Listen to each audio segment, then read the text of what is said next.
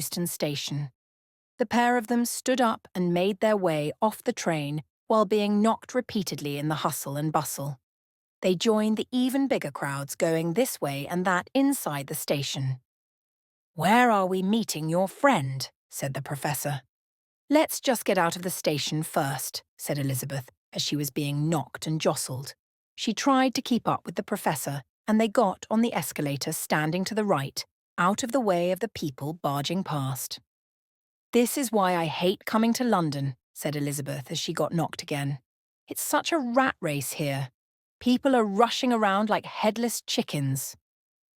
A tall man was leaning against the wall as he watched an old man and a young girl get off at the top of the escalators.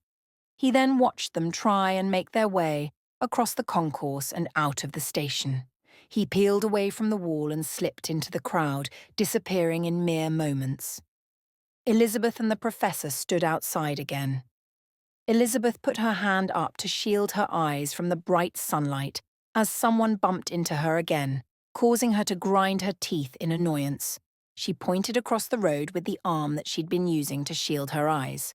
"Over there, that's UCL, and we should be meeting Matthew just over there," Elizabeth said as she pointed at a coffee shop on the other side of the road and a bit further down from the university. Elizabeth and the professor made their way through the flow of humanity as they crossed the road and sat down at a table just outside the cafe.